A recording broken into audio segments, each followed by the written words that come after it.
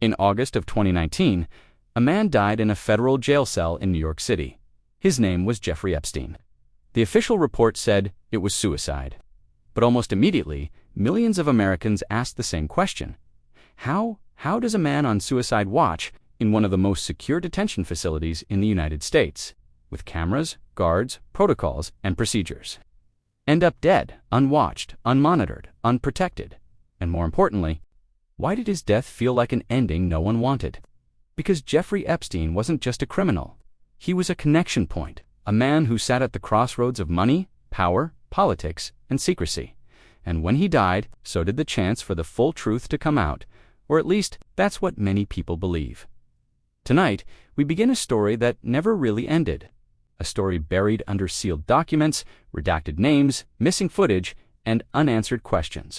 This is not a conspiracy documentary. This is a documentary about records, court filings, police reports, witness testimony, and the uncomfortable gaps between them. This is the story of the Epstein Files, and why, years later, America still can't let this go. If Jeffrey Epstein were just another criminal, his name would have faded. But it didn't. Instead, it became a phrase, a meme, a warning. Epstein didn't kill himself. It appeared on billboards, in courtrooms, on late-night television, in Congress, in everyday conversations. Why? Because Epstein represented something far bigger than himself.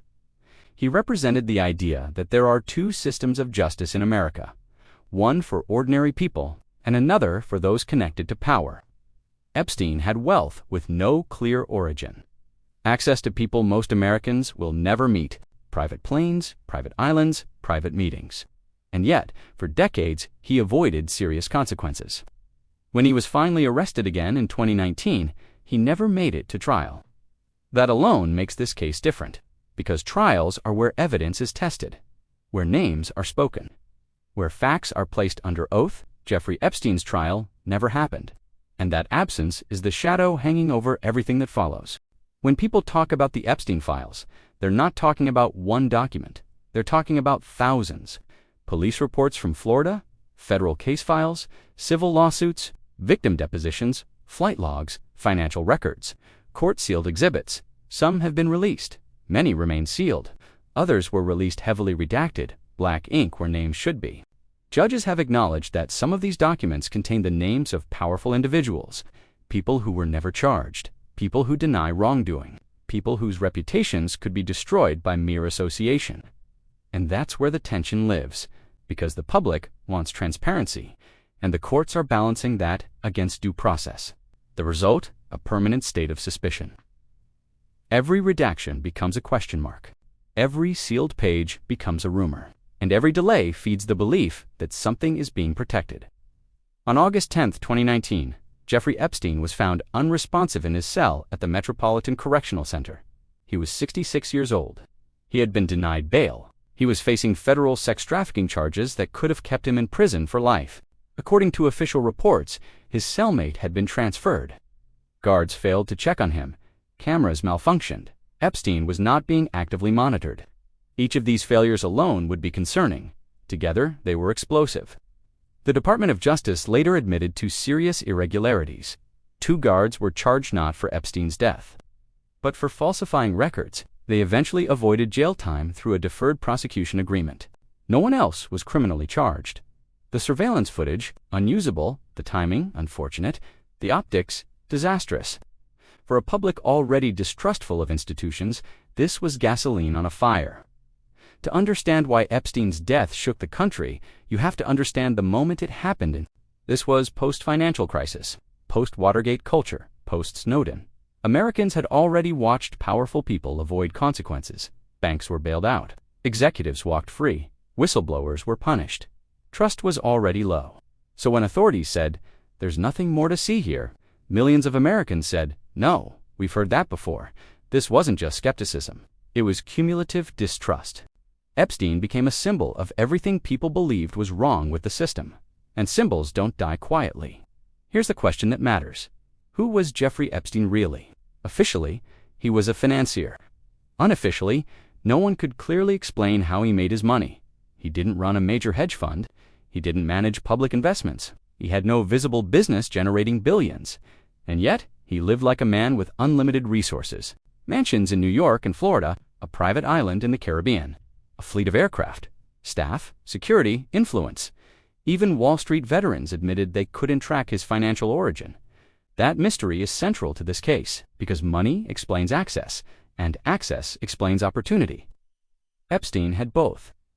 Jeffrey Epstein didn't just collect wealth, he collected people, politicians, academics, business leaders, royalty, celebrities. Photographs show him smiling beside presidents. Documents show meetings with influential figures. Flight logs show travel with powerful guests. To be clear, being associated with Epstein does not mean guilt. That distinction matters, but it also doesn't erase the pattern. Epstein wasn't operating on the margins. He was operating inside elite circles. And that reality raises a dangerous question. Was Epstein protected? Not because people approved of his crimes, but because exposing him would expose to many others. This wasn't the first time Epstein faced allegations. Years earlier, in Palm Beach, Florida, police built a case. They interviewed victims. They gathered testimony. They recommended felony charges. And yet, the case ended in a deal so lenient that legal experts still call it unprecedented. Federal immunity, minimal jail time, protection for unnamed associates.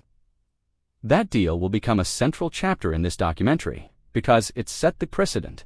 It taught Epstein something critical, that the system could be negotiated. Every time a new document is unsealed, the story resurfaces. Every time a name is mentioned, Devon, without accusation. Should transparency matter more than reputation? Should powerful people be shielded from association? Should victims wait longer for answers? The Epstein Files force America to confront uncomfortable truths about justice, class, and accountability. And that's why this story refuses to stay buried. Jeffrey Epstein is dead, but his case isn't, because the real story was never about how he died. It was about how he lived, who he knew, what he was allowed to do, and why the system failed again and again to stop him.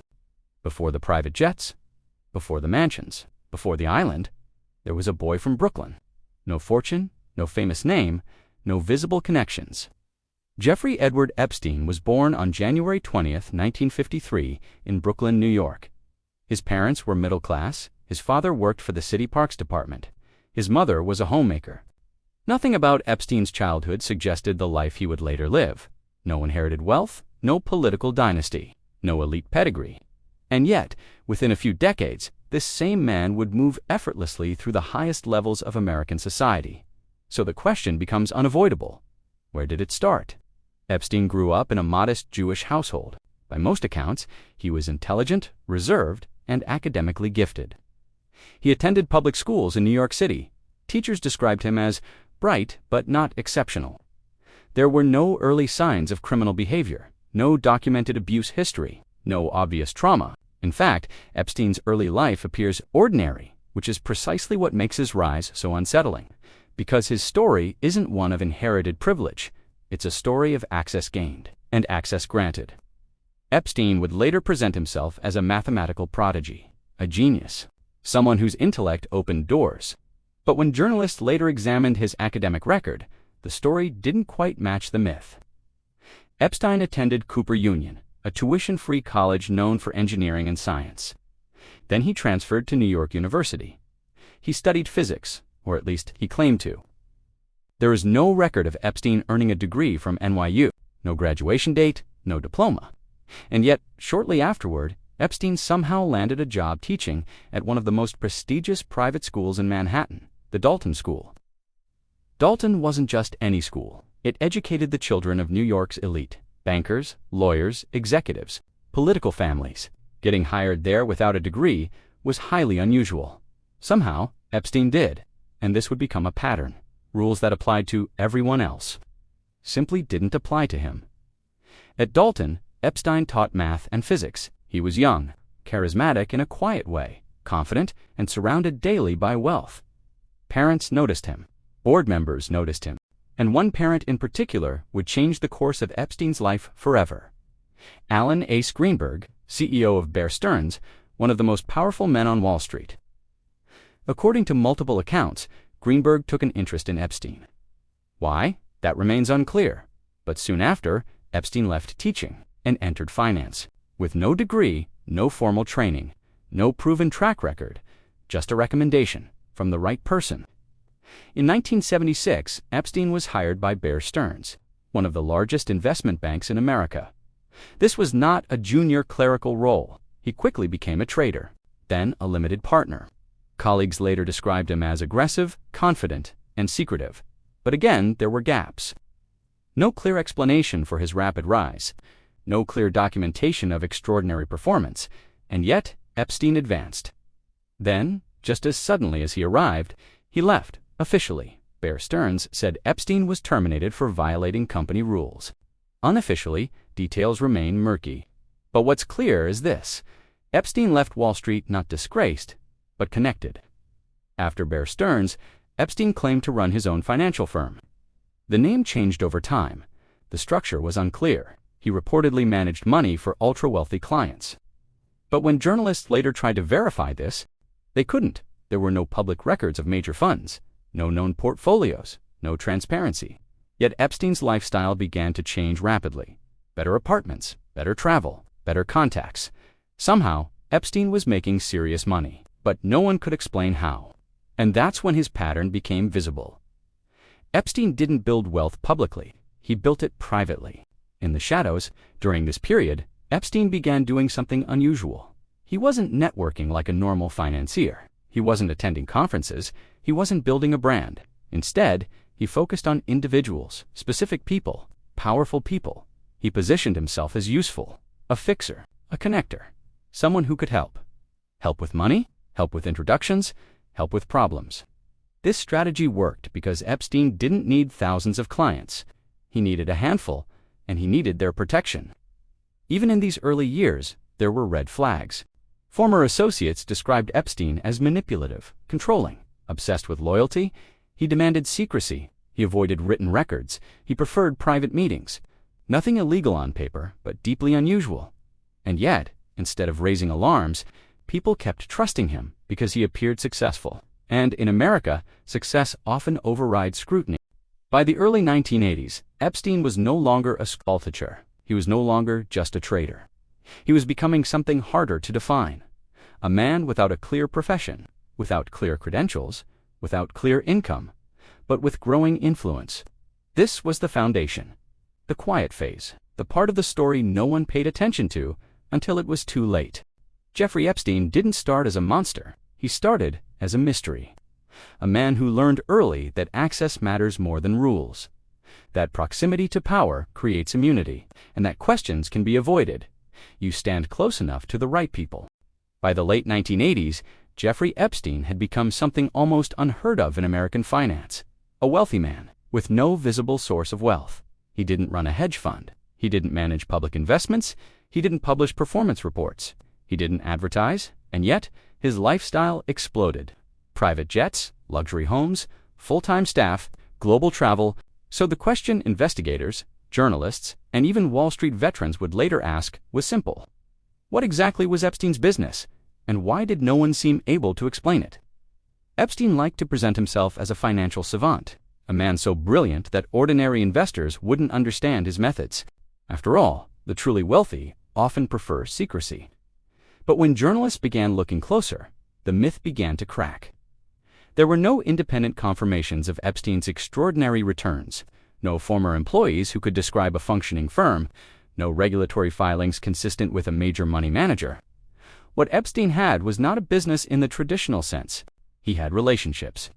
One name appears again and again in Epstein's financial story: Leslie Wexner, founder of The Limited, a billionaire retail magnate. For years, Epstein served as Wexner's personal financial advisor, not an employee, not a consultant, but something closer to absolute trust. Wexner granted Epstein sweeping power of attorney over his finances.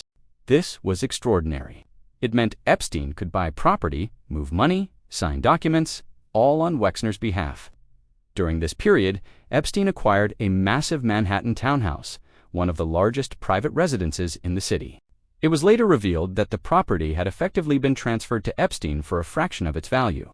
This relationship transformed Epstein overnight, from a shadowy figure into a man with real money and real legitimacy. But it also raised questions that remain unanswered to this day. Why did Wexner trust Epstein so completely? And why did that trust go unquestioned for so long? After Wexner, Epstein's world changed. He stopped explaining himself. He stopped justifying his wealth. Instead, he leaned into mystery. Visitors to his homes described rooms filled with surveillance equipment, safes, locked doors. Unusual rules. Epstein preferred oral agreements, minimal paperwork, maximum deniability. If something couldn't be proven, it couldn't be prosecuted. This wasn't paranoia. It was strategy. Investigative reporters later tried to follow Epstein's money. What they found was a maze. Shell companies, trusts, offshore accounts, jurisdictions known for secrecy. There was no single source of income.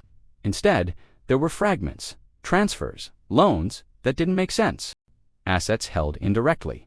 This is not illegal by itself, but it is highly unusual, especially for someone claiming to be a legitimate financial advisor. Epstein's wealth didn't behave like earned money, it behaved like protected money. In the late 1990s, Epstein purchased Little St. James in the U.S. Virgin Islands, a private island completely isolated. Beyond the reach of casual observation, the purchase alone signaled something important. Epstein wasn't hiding his wealth anymore, he was entrenching it. The island would later become central to his story, but at the time, it was simply another symbol of excess. Another sign that Epstein operated beyond normal boundaries. So why didn't regulators step in? Why didn't banks flag him? Why didn't institutions demand transparency? The answer lies in status. Epstein surrounded himself with credibility. He donated to universities, he funded research, he appeared at elite events. People assumed someone else had done the vetting. This is called social proof. If powerful people trust him, he must be legitimate. And that assumption protected him better than any lawyer. Behind closed doors, some people were uneasy. Former associates questioned his finances. Staff noticed strange behavior. But those concerns rarely traveled upward, because Epstein didn't threaten people. He rewarded them. Access, money, opportunity, and silence. In elite circles, silence is often the most valuable currency of all. By the early 2000s, Epstein was widely described as a billionaire. But no one could point to a balance sheet. No one could name a business. No one could trace the origin. He had achieved the ultimate form of power. Wealth without explanation, influence without oversight, and freedom without accountability. That combination is rare and dangerous. Jeffrey Epstein didn't become powerful by breaking into the system. He became powerful by understanding it, by learning that secrecy beats transparency, that relationships beat rules, and that once money is protected, every story has a moment when the truth tries to surface. For Jeffrey Epstein, that moment came not in New York, not on a private jet, not on a hidden island, but in Palm Beach, Florida, a quiet, wealthy town. Palm trees, oceanfront mansions, perfect lawns, and behind those gates, something was very wrong. In the early 2000s, Palm Beach police began receiving unusual complaints, not from adults, from teenage girls. They described being invited to a mansion on El Brillo Way. They described being offered money. They described being told it was normal. Each story alone might have been dismissed, but the stories didn't stop. And more importantly, they matched, same house, same man, same routine. Palm Beach detectives quickly realized this was not a misunderstanding. It was a pattern. Jeffrey Epstein's Palm Beach mansion stood out even in a town full of excess. Large, heavily staffed, closely guarded. Girls described being greeted by employees, being instructed on rules, being paid afterward. Police documented consistent details: ages under 18, cash payments, repeat visits, recruitment of other girls. This wasn't chaos, it was organized. And that terrified investigators, because organization suggests intent. Unlike many cases involving powerful suspects, this one didn't quietly disappear. Palm Beach police detective Joe Ricceri and others took it seriously. They conducted interviews, they documented testimony, they followed evidence. Eventually, police identified dozens of potential victims. The department prepared a detailed report recommending felony charges. This was no longer rumor, it was a case. And Epstein knew it. Jeffrey Epstein didn't run. He didn't deny everything publicly. Instead, he did something far more effective. He hired elite defense attorneys, not local lawyers, national power players. legal strategists with political connections. This wasn't about proving innocence. It was about controlling damage, shaping outcomes, and behind the scenes, negotiations began. Palm Beach police handed their case to the state attorney's office. Prosecutor Barry Krischer reviewed the evidence, and then something changed. Despite police recommendations, felony charges were downgraded. Epstein was offered a plea deal, not prison time, not a public trial, a deal. This decision stunned investigators. Detectives later said they felt blindsided. Years of work set aside, and victims. They were not informed, which would later become a central legal violation. In 2008, Epstein accepted a plea agreement. He pleaded guilty to state charges. The sentence, 18 months, served primarily on work release, 6 days a week out of jail, allowed to leave for up to 12 hours a day. And there was more. A federal non-prosecution agreement was quietly signed. It granted Epstein and unnamed potential co-conspirators immunity from federal charges, unnamed protected. This was unprecedented. Legal scholars would later call it one of the most unusual deals in American criminal history. Perhaps the most disturbing detail of all: the victims were not informed of the deal. This violated the Crime Victims' Rights Act, they found out later.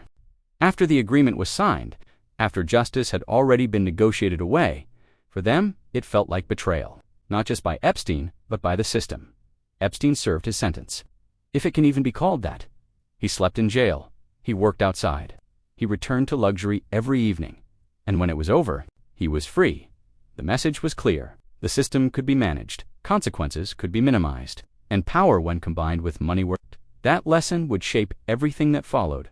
Palm Beach should have been the end, the warning, the moment when everything stopped. Instead, it became the blueprint, a demonstration that accountability could be negotiated, that silence could be bought, and that even credible victims could be ignored.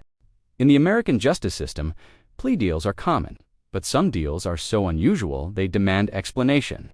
Jeffrey Epstein's 2008 agreement was one of them. It didn't just reduce charges, it rewrote the rules, and for more than a decade, it protected not only Epstein, but people whose names the public has still never fully seen.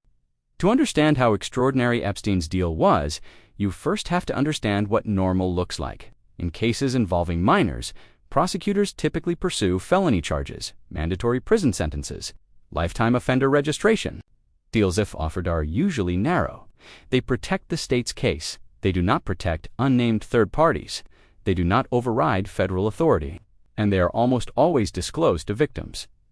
Epstein's deal did none of these things. The most controversial part of Epstein's deal wasn't state court. It was federal. Behind closed doors, Epstein's legal team negotiated directly with the U.S. Attorney's Office in Florida. The result was a non-prosecution agreement, or NPA. This agreement promised no federal charges against Epstein, immunity for unnamed potential co-conspirators, secrecy from the victims. This kind of agreement is almost unheard of. Federal prosecutors rarely surrender their authority, yet in this case, they did, and they did it quietly.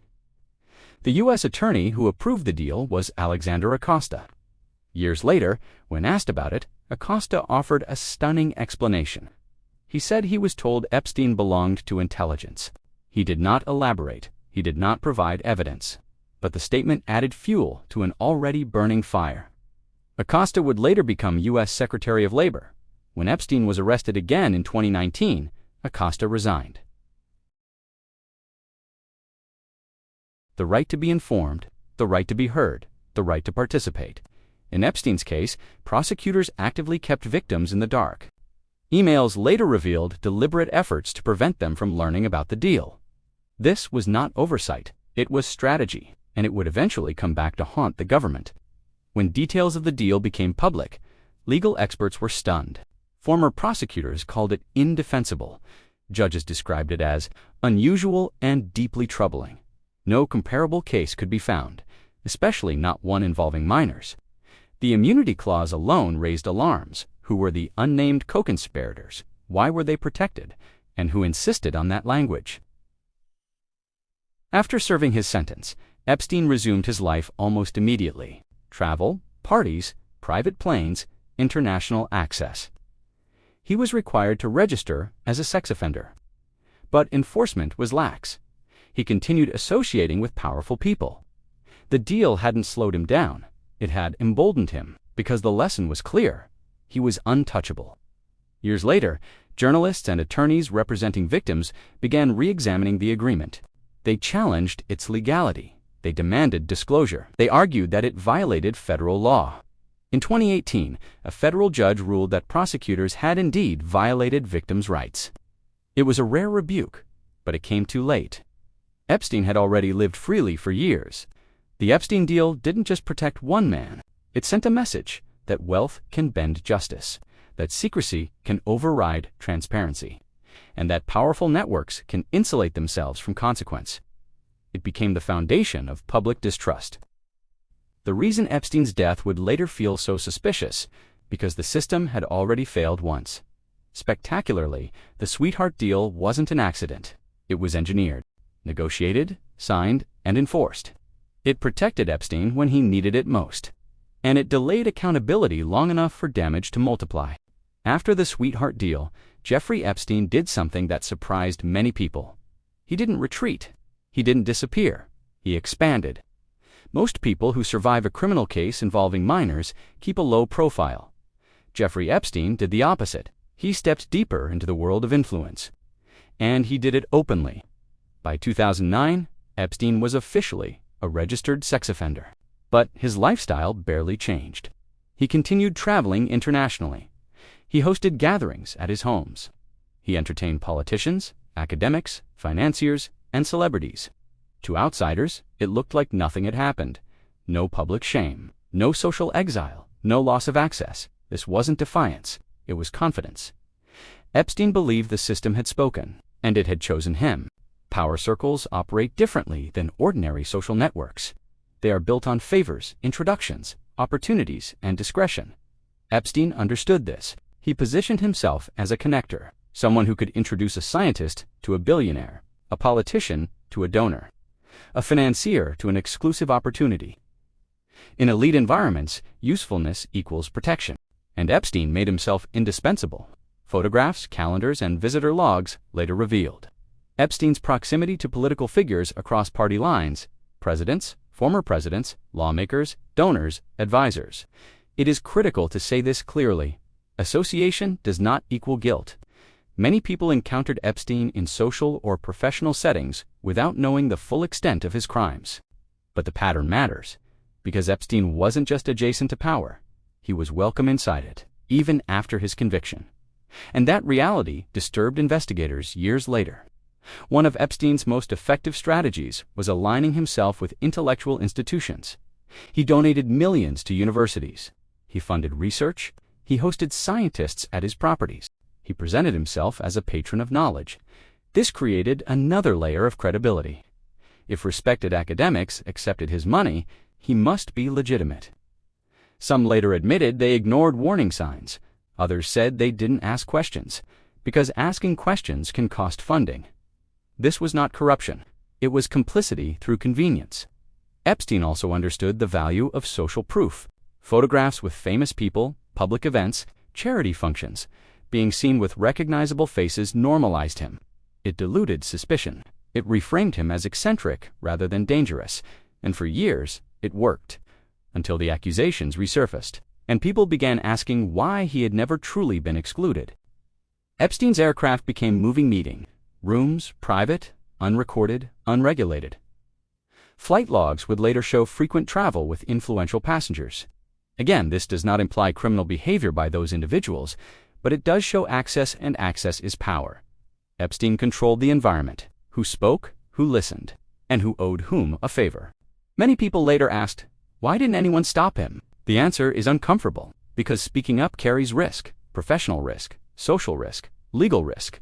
Epstein was wealthy, well-connected, and legally battle-hardened.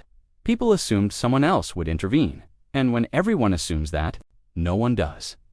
Epstein didn't need to threaten people. He didn't need violence. He relied on systems that already existed: reputation management, legal intimidation, social pressure, and the fear of association. These forces created an invisibility cloak, not because people didn't see him, but because they chose not to look too closely. Jeffrey Epstein didn't survive because he was invisible. He survived because he was visible in the right rooms, with the right people, protected by layers of influence that discouraged scrutiny. But power leaves traces. And eventually, those traces become records. Behind every powerful figure is a network. Behind Jeffrey Epstein, there was one name that appeared again and again: Ghislaine Maxwell. She wasn't just an associate, she wasn't just a socialite. According to testimony, court records, and eventually a jury verdict, she was central, and unlike Epstein, she would not escape trial. Ghislaine Maxwell was born in 1961 in France. Her father, Robert Maxwell, was a media tycoon, a billionaire, a man with political connections across Europe, Israel, and the United States. Ghislaine grew up surrounded by power, private schools, elite circles, high expectations. She learned early how influence worked, how introductions mattered, how discretion opened doors. This upbringing would later make her a perfect fit for Epstein's world. In 1991, Robert Maxwell died under mysterious circumstances after falling from his yacht. His empire collapsed. Debt surfaced. Scandals followed. Ghislaine's world changed overnight. She moved to the United States. She reinvented herself. And sometime in the early 1990s, she met Jeffrey Epstein. From that moment on, their lives became deeply intertwined. Maxwell was not Epstein's assistant. She was not a subordinate. Witnesses described her as a partner. She managed households, scheduled meetings, handled social relationships, introduced Epstein to influential people. And according to multiple victims, she played a direct role in recruitment. This distinction mattered at trial because prosecutors argued that Epstein did not act alone. He had help, and that help was organized. Victims described a consistent pattern. Maxwell presented herself as friendly, trustworthy, protective. She lowered defenses. She normalized behavior. She encouraged compliance. This wasn't chaos. It was grooming, and it was systematic. Prosecutors would later argue that Maxwell created the conditions Epstein needed to operate. Without her, the operation would have looked very different. For years, Maxwell lived openly. She attended high-profile events, socialized with celebrities, appeared in photographs with powerful figures. Despite public allegations against Epstein, she remained socially active. There were no charges, no arrest, no immediate consequences. Many people assumed she was untouchable, just like Epstein had once been. When Epstein was arrested again in 2019, attention shifted. Where was Ghislaine Maxwell? She disappeared from public view. No interviews, no appearances, no statements. After Epstein's death, pressure mounted. Victims demanded accountability. Journalists searched, and finally, in July 2020, federal agents found her. She was arrested in New Hampshire. Quietly, without spectacle, Maxwell's trial began in late 2021. Unlike Epstein, she faced a jury. Witnesses testified. Evidence was presented. Patterns were established. The courtroom heard from survivors. The defense argued she was being scapegoated. The prosecution argued she was indispensable. After weeks of testimony, the jury reached a verdict. Ghislaine Maxwell was found guilty on multiple counts. She was later sentenced to 20 years in federal prison. It was the first major conviction tied to Epstein's network. And for many, it raised a painful question. Why only her? The Maxwell trial confirmed something critical. Epstein's crimes were not isolated. They were enabled. They were organized. But the trial also left gaps. Names were mentioned, but not charged. Associates were referenced, but not pursued. The system delivered partial justice, not full accountability. Ghislaine Maxwell became the face of accountability in a case filled with powerful absences. She stood trial. She was convicted. She went to prison. But her conviction did not close the book. It opened a new chapter. Because if Epstein didn't act alone, then others knew, others benefited, and others were protected. Every story has a location that becomes a symbol. For Jeffrey Epstein, that place was a small island in the Caribbean. Little St. James, remote, private, heavily guarded. And for years, almost completely inaccessible to the outside world. What happened there and what can be proven has become one of the most contested parts of the Epstein case. This hour separates evidence from rumor and explains why the island still matters. In the late 1990s, Jeffrey Epstein purchased Little St. James in the U.S. Virgin Islands. The island was isolated, accessible only by boat or helicopter, surrounded by water, not neighbors. From a security standpoint, it was perfect. Epstein invested heavily in infrastructure, docks, residences, security systems, staff housing. He created a self-contained environment, one where he controlled who arrived and who left. Former employees later described strict rules. Phones were monitored, photography was restricted, visitors were logged, staff were compartmentalized. No one knew everything. This is a classic security structure, not designed for comfort, designed for control. Some staff said they were told not to ask questions. Others said they didn't want answers, because jobs like this on a private island paid well, and silence was expected. Flight logs and witness accounts confirmed that. Epstein hosted guests on the island, politicians, business leaders, academics, friends. To be clear, and this matters deeply, being on the island does not equal criminal behavior. There is no evidence that every visitor participated in wrongdoing, but the island's role was unique. It removed oversight. No hotel staff, no public records, no casual witnesses. Whatever occurred, there happened away from scrutiny. That alone made it powerful. One structure on the island drew particular attention: a domed building.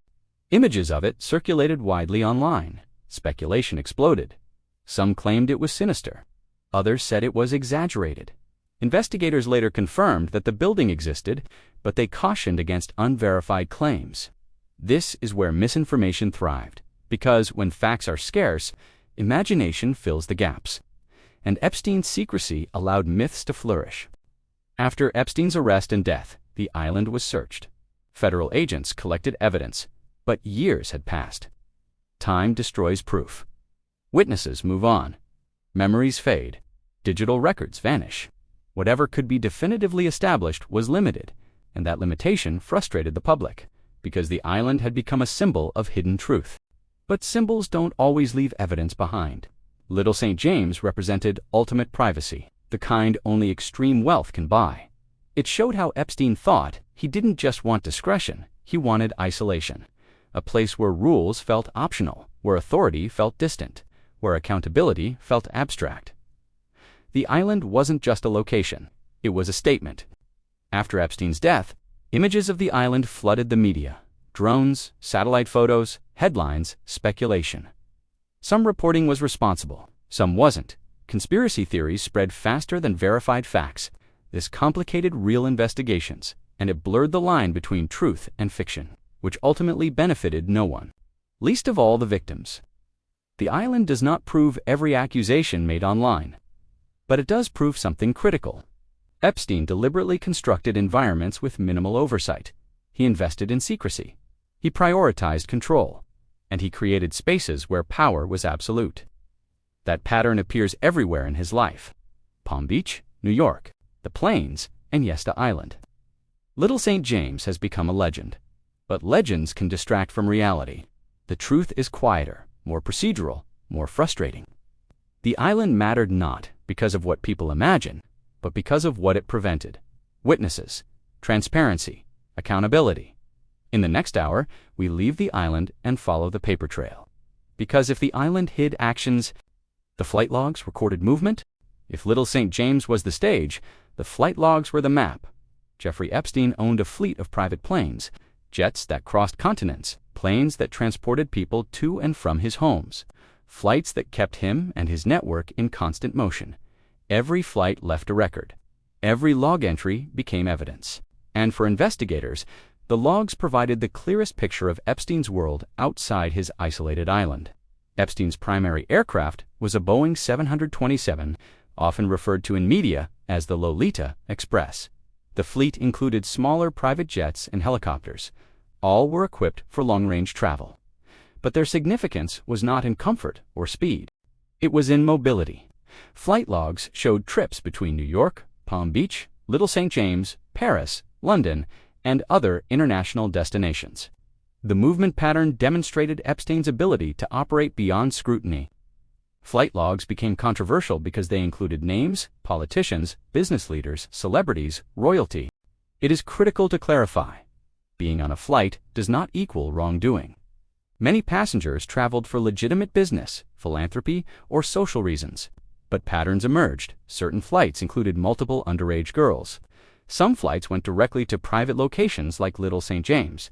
Logs were meticulously maintained, suggesting Epstein tracked movements for operational purposes. These records helped investigators reconstruct timelines and cross-reference witness statements. Federal prosecutors and victim attorneys used flight logs to confirm identities of potential witnesses, identify travel patterns, and cross-check statements against documented events. In court, the logs were both evidence and narrative tool.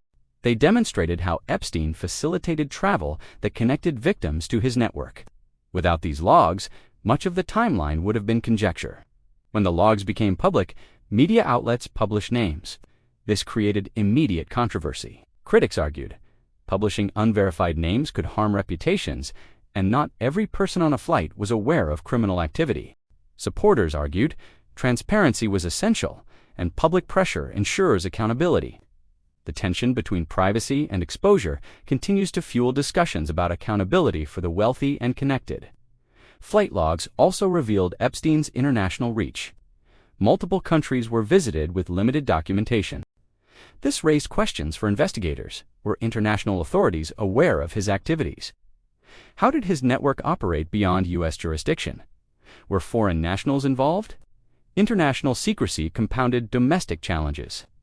It created a web investigators could see but could not fully untangle.